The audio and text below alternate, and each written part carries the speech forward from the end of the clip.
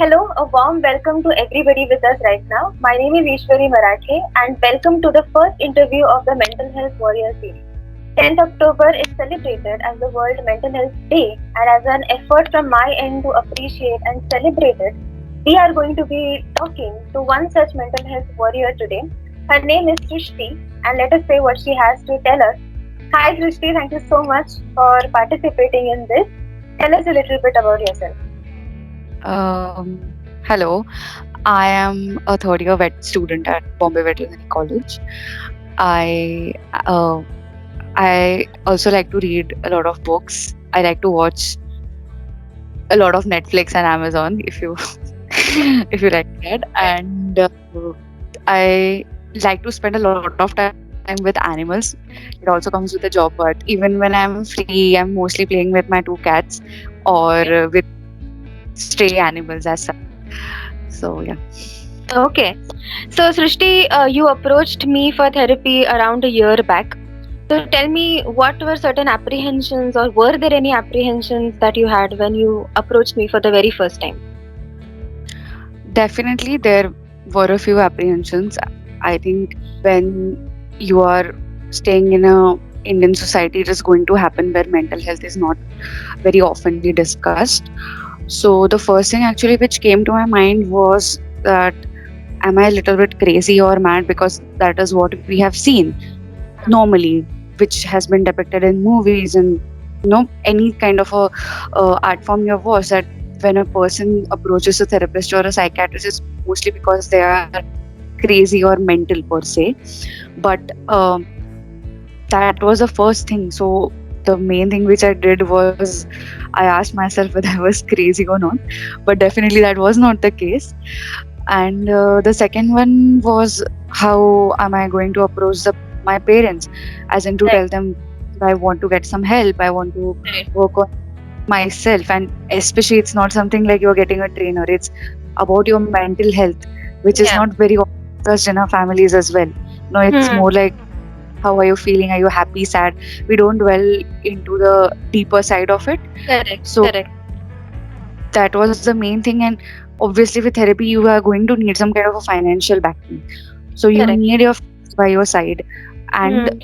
plus, any kind of motivation or any kind of a positive environment in the house is definitely going to help you in the Hmm. long run therapy. Correct. So these were the major two apprehensions I had, and Hmm. thankfully both of them are completely cleared out Correct. since I started taking therapy. Hmm. So, can you tell me about how you were just before our first session? So, as a therapist myself, I always wonder this: that what does a person exactly feel just before the first time that he or she meets his or her therapist? Can you tell a little bit about that? My first thing was that how I'm to speak for someone who had social anxiety and who couldn't speak to strangers at all. As in, I just didn't knew that what am I supposed to say? How am I supposed to tell her my major life problems out of the blue? Because you became a person who was close to me after like one or two sessions, when you genuinely feel that Yeah. okay, I can actually open up, tell about my feelings, what I have been through. So the first thing I felt that is in first was, how am I supposed to communicate? That was a very big hurdle for me.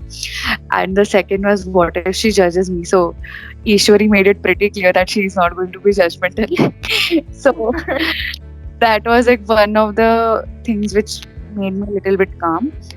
And she was very supportive in the first session only. She tried to open me up, which is a little bit difficult for people, but she genuinely did it. She asked me about my routine, how I am as a person, what do I Right. feel. So yeah, that was, I think the first session made it a bit more easier. Hmm. Hmm. And I'm really happy to know that, somewhere down the line, you just said that eventually I became somebody who was really close to you, and that's always a nice thing to know. So thank you for that. Now talk to me a little bit about the major problems or the concerns that you were going through when you approached me.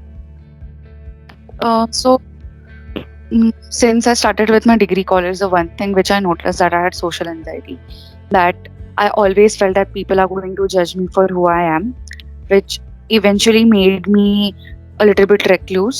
reclusive, and not being able to talk to people, as in I felt that whatever I speak, people are going to judge me or they won't like me for who I am. Then the second part was having a little bit of PTSD because of a few issues which I had Right. in my personal life. And the third one was the anxiety which came with it, obviously, and bouts of crying for hours and hours, and being extremely angry, or getting aggressive, or sometimes just going completely silent, as in not wanting to speak to anybody. Right. So it was, if you had to, sum it up, it was a very dark place where you're not at all self-aware. You're not able, when you're not self-aware about your emotions, about how you feel on a day-to-day basis. Right. So it was very difficult for me to, go through all this or figure out all the other things which were happening. The degree, the internships, and everything. A Yeah. new Yeah. So for me, it was getting very difficult day by day, and where it came to a point where I was not able to handle it, where I knew that okay, I need someone to pull me out of this, to give me a Hmm. hand to Right. kind of me through this. So yeah, that was the main Okay. thing. Hmm. So social anxiety was something that was, I think, a very big part of many of our sessions that we had. And yes, of course, I remember the sessions about PTSD and the concerns that you had expressed in those. So tell me, after 4 or 5 sessions together, what were certain things that you observed in yourself which made you keep coming back for more? So there, you mentioned that there is a huge financial investment also that a person is making when he or she is approaching or taking therapy. So, what were certain changes that kept you saying that okay, let me try for one more session, let me keep going ahead with this? So it's just like, you won't buy something unless you. So if you ate Maggie for the first time, you liked it, you like the taste. So say the next time you go to a supermarket, you are going to buy that product. So Right, it was more like it worked for me. It made me happy. So, and I really felt that I could work on myself. It gave me the confidence that with a little bit of help, I could work on myself. And eventually, I had the confidence that okay, maybe after 10 sessions, 12 sessions, I would be able to do this on my own without without taking help of my therapist.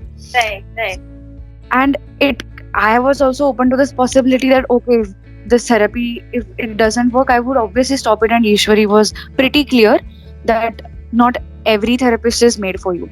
So right, you have uh, consider ki whether you are able to open up to your therapist, whether the solutions or the behavioral changes your therapist is suggesting, are those really working for you. And correct. because she made me realize ki okay, these are all the things, and I understood ki okay, this is how Ishwari is actually working out for me, because her solutions, her amendments, a little bit amendments here and there, made me actually better day by day. So I used to be always excited for the next therapy session we had. Oh, so nice to know. Yeah. So that was like okay, one problem ticked. Second problem now, okay, let's work on that. Hmm. So it is a kind of a chain reaction where you feel like Right. okay, let's go on, like dig deeper and try to solve more of my problems, or Correct. be a better person in that Hmm. sense. Hmm. So you mentioned the word getting better, right? And that is something that I think I had emphasized in the earlier sessions, that therapy is not just about feeling better in the moment, but actually getting better. So now, needless to say, for the viewers, the therapy that a therapy practice that I use is rational emotive behavioral therapy. So, can you tell me how was your experience with ReBT? So, what were certain key points that you really liked implementing and that made a lot of sense for you? So REBT majorly focused on me challenging my thought process. So when you are a person who overthinks, who is overly emotional, takes very little small things into your head and will keep on ruminating it for a very long time, REBT is something which will make you a bit rational, which will make you challenge your thought. As in, it will make you question it. Okay, if I'm facing this ABC thought, so why is it happening? Does this have any rational reason attached to it? Is this really applicable in your day-to-day life? So Right. there are a few questions we need to ask about, I mean, for the thoughts which come to our mind, and which will make you understand ki, okay, maybe this is something, some baseless kind of a thought process which I really need to just chuck it out. Yeah. And that is how REBT kind of helped me, because me being a completely irrational person has made me more rational. What, Correct. what should actually question your, I mean, is anything as important whether it is questioning your self-worth, your, depleting your self-confidence in any way. Yeah. So all these things were covered by REBT, and I think it genuinely helped me in all aspects of my life. Correct. Correct. So, like you said, that REBT is a therapy which focuses heavily on assessing whether your thought is something that takes you towards rationality or takes you more towards irrationality. Because I think that every person has a mixture of both of these traits. So it's all about, I think, choosing which trait you want to hold on to at that particular situation. You also mentioned that when you approached me, PTSD was something that you were also going through. So, without disclosing what the triggers were and what the situation actually was, can you tell how therapy helped with regards to PTSD? So I actually never understood I had PTSD until I read it up somewhere, and Ishwari just made it pretty clear that you have PTSD. So either I was in some kind of a denial, or I didn't know that I had PTSD in the first place. And so during so with PTSD, it's like a trauma you had faced at some point in your life, and Right. you just keep on reliving it all the time, even when it's a very small trigger, when the trauma is not going to repeat itself in any kind, in the same form it has happened, but your body, your mind is going to react in such a way, as in, it's like if I had faced an earthquake, and even if like a book shakes, I will feel that okay, Yeah. your earthquake is coming. Yeah. Your body will go into a flight or Become fight, hyper alert, basically. like very hyper alert. And obviously, when this happens, your mental state is in complete shambles. You're very scared, you are drained out of energy. So, whenever this kind of a PTSD episode used to happen in a day, I used to get so tired and exhausted that I only slept for the whole day. Plus, it made me scared. So, when you are scared, you're obviously not able to do anything. You're not able to do anything. Plus, you need to distract yourself to come back to your normal original self where Right. you're Right. right. So, overall, a very mentally and physically taxing process, I think. Especially when you did have some insight after our sessions that, oh, this is what is happening. So, once that insight built, how did you tackle PTSD once, let's say, we had discussed it in our session? Mm. So again, the same example, as in if a book is shaking, I would tell myself ki, okay, the earthquake is not going to come. Look around, what is happening. You are in your room, everything is in its place. It's just a book. Right. It's not the same situation which happened a few Correct. years back. It's not the same kind of a trauma. So it makes you aware of your surroundings. Correct. So you Where? get a grounding basically, that your brain, because that is what happens when you are experiencing PTSD, isn't it? That there are certain triggers that gets you back into that past situation where you had faced it for the first time. So Yes. in that moment, what really needs to happen is where you remind yourself through your surroundings, which we call the process grounding, that hey, it's not happening again. This is a Again. completely different situation. Right. Right. So did that work out eventually? So now, for example, is that something that you're struggling with currently? Not at all. I think only one session was enough for me to become Hmm. aware of Hmm. what is going on around me, or even my cats helped a lot. So Hmm. when that kind of a trauma happened, my cats were not around. But right Okay. now, when they're here, it Hmm. makes me realize it's a completely different situation. They are with me. Right. Right. So Correct. it's not the same trauma which is happening again. So, Mm-hmm. you know, these are the very small things Little or things that help. Yeah. Yeah. Of course. So you spoke about awareness, and I think that is a key process which every client who comes to therapy goes through. That the person goes from a state of not being aware of what he or she is exactly feeling and what she is feeling it about. Slowly but surely, there is a awareness that starts building up. That all right, I can probably track back my emotions to some triggering situation, and then I sit down and I try to analyze it in my way.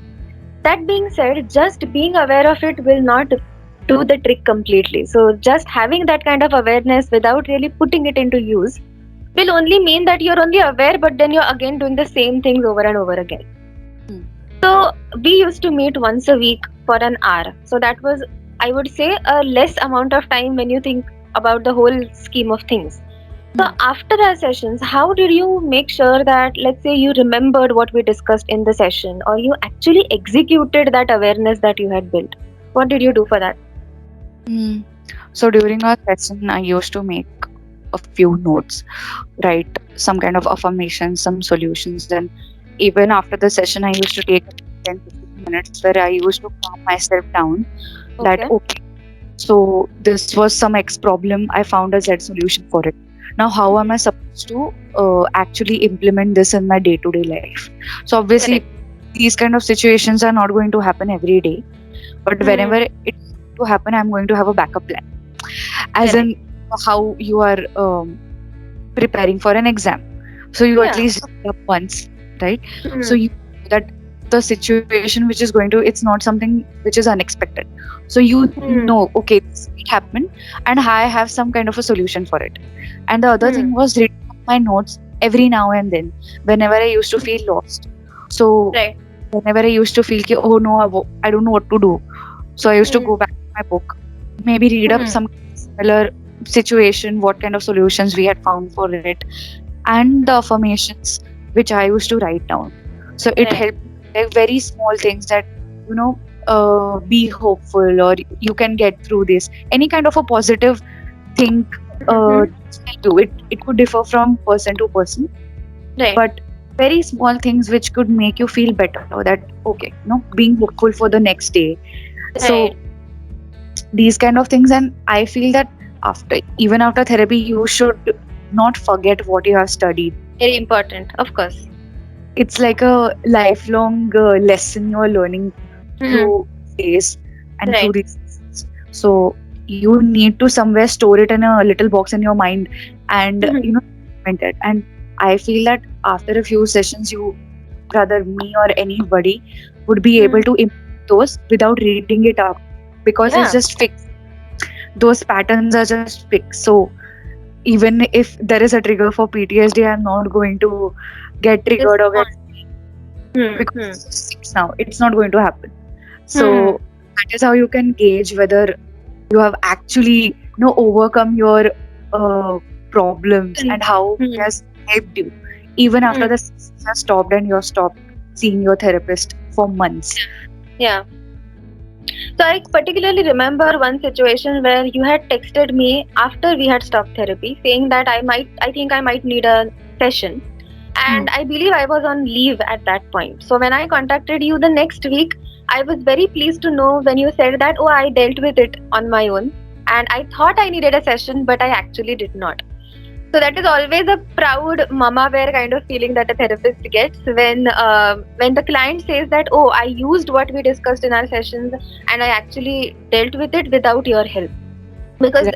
that is one very important thing, that as much as a therapist is close to you, we don't want you to get dependent on us in any way, because that would be a very unhealthy thing to happen. Correct.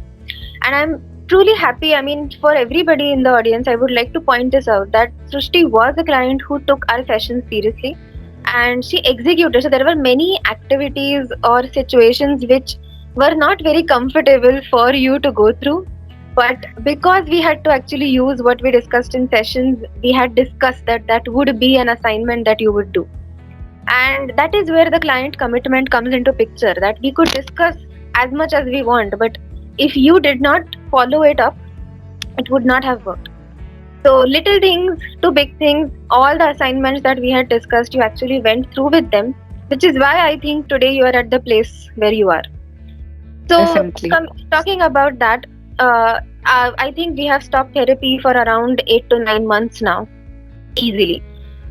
What are some long-lasting changes that you observe now, in contrast to when you approached me? Mm. The first thing was obviously being aware of how I felt. So if I'm sad, okay, it's okay being sad, it's okay being happy, it's okay being angry. So Right. there was no kind of a no negative emotion attached to it.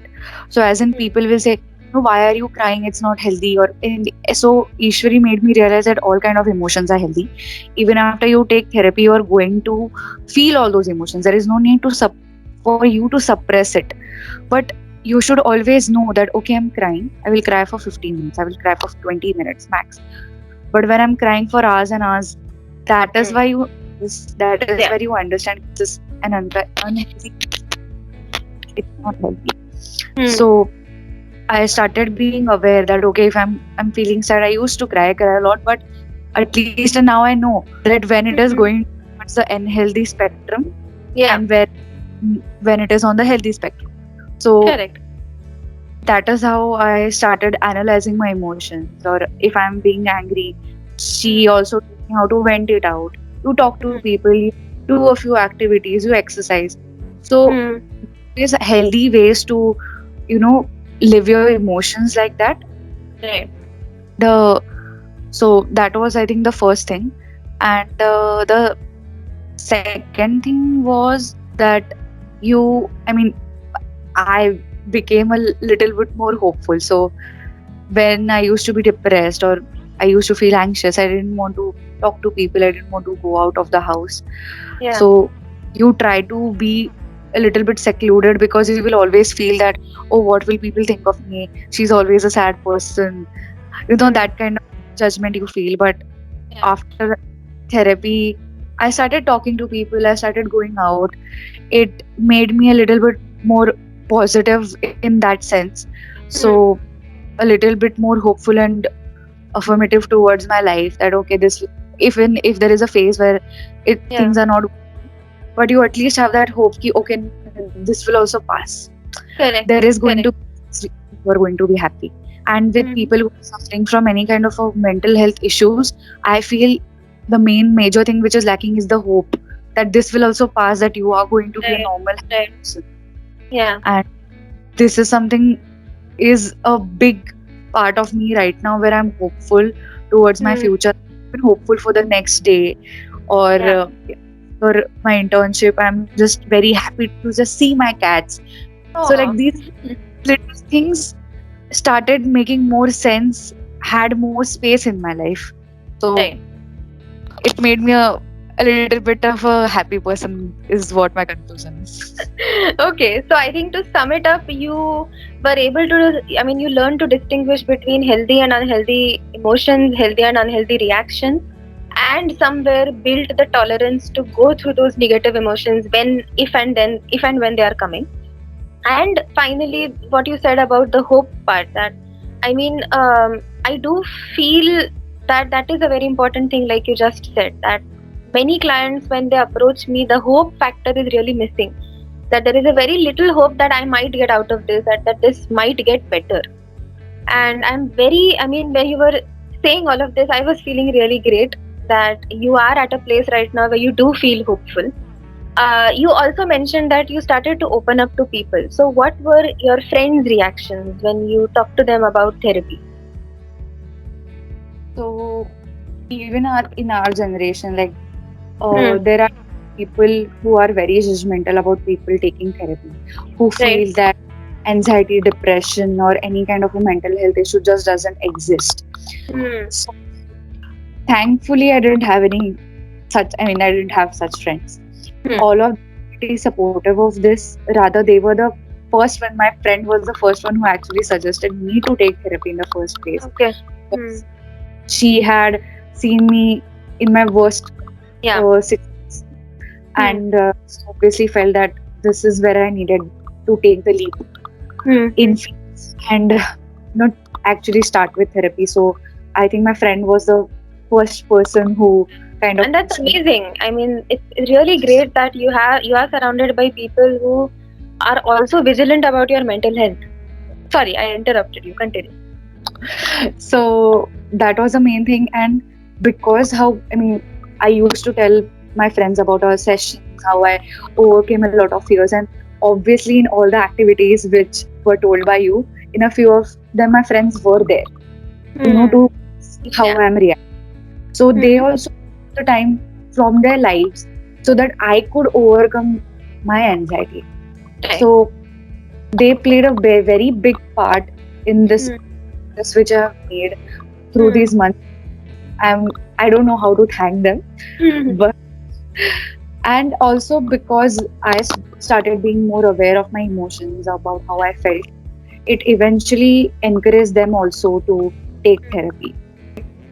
So I think friends and family who are being supportive is the best thing which could That happen to can anybody. happen, right? Of course, of course. So, friends, family, I mean, research has suggested that patients who have a strong social support, they are faster and it's easier for them to work on their issues and actually get better. So, Right. very well said. And again, all the friends, if any of your friends are attending this right now, I would like to thank them from my end for being such an amazing support for you. Speaking about activity, so you mentioned that they were a part of many activities that I Right. did. Is there any favorite activity from our sessions which you remember even now? The I think the first one, the major one which I actually liked, and I still do it, not through a pen and paper, but it's just engraved in my mind, Yeah. is eye activity. So Hmm. me, I'm just not one person as such. Like, okay, I Okay. have a lot of traits, I have a lot of things I'm good at. There are a lot of things which I'm bad at. But as a person, you're always going to be very focusing on all the negatives. Ki, oh, I cannot socialize with people. Oh, I cannot talk with. Mm-hmm.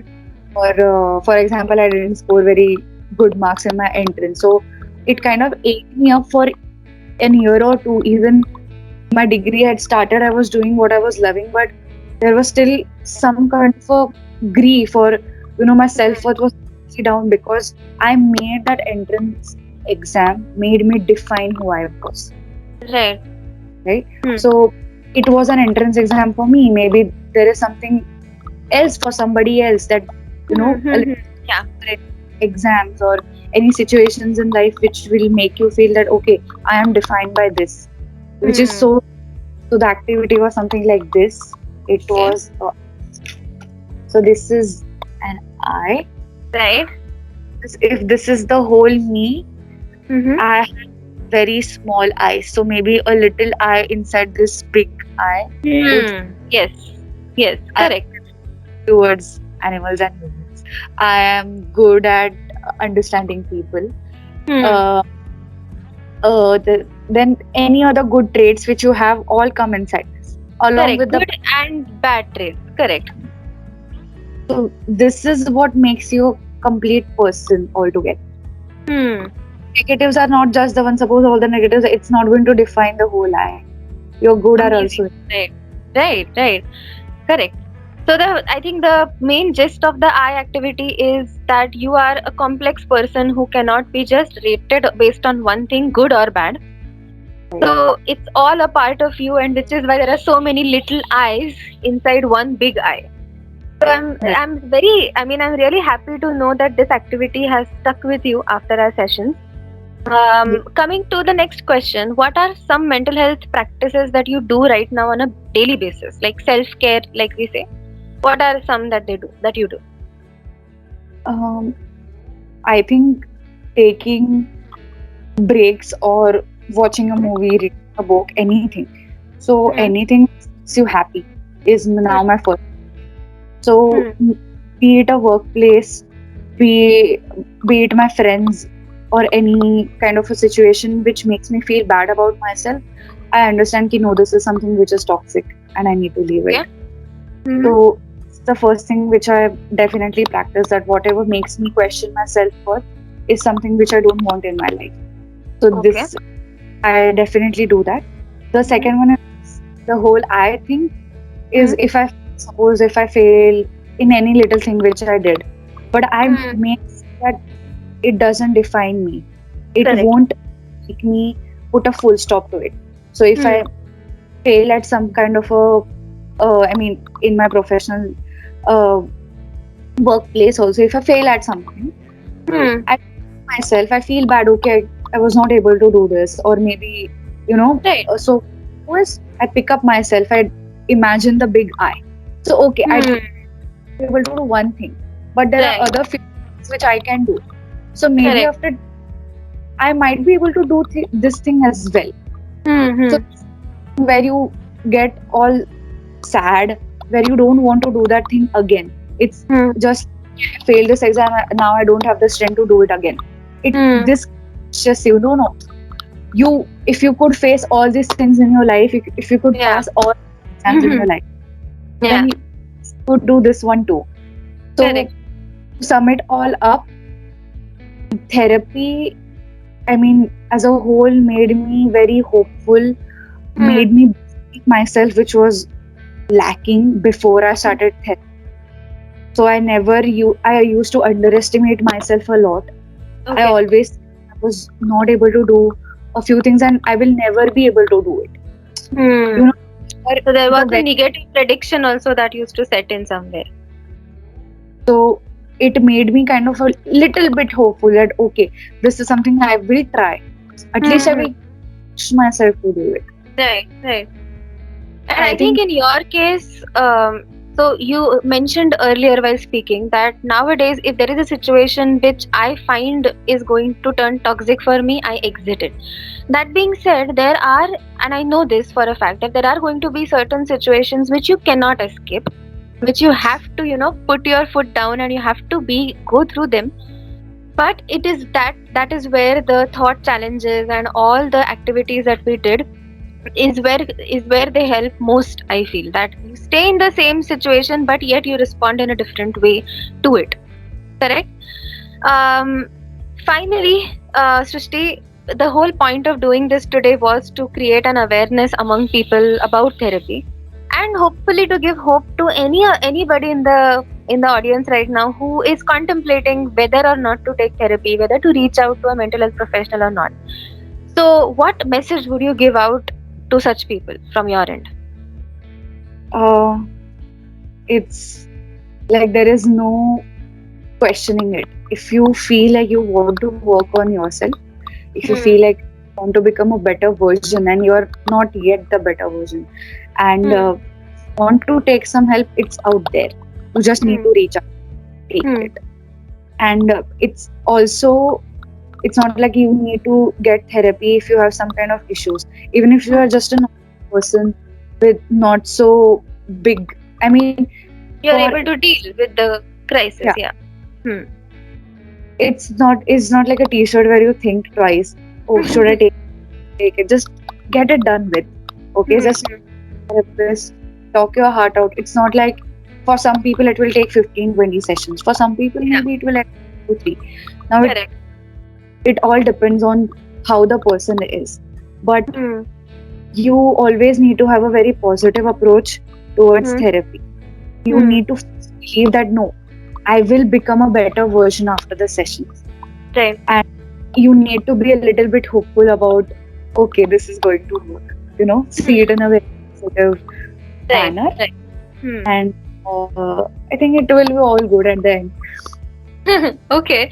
So I think what you said about being hopeful towards therapy is something akin to taking medicine. So when you are popping a pill, there is some kind of belief in you that once I take this medicine, I am going to feel better. And that also plays a huge role in you actually feeling better in the end. So definitely that makes sense when it comes to therapy or counseling as well. That the more hopeful or the more committed you are to the entire process, the faster you get the results, And who doesn't want fast results right now, isn't it? So, so commitment and hope. I think that would be the main two messages that you gave out right now. So to wrap it up, thank you so much, Srushti, for being a part of this interview today.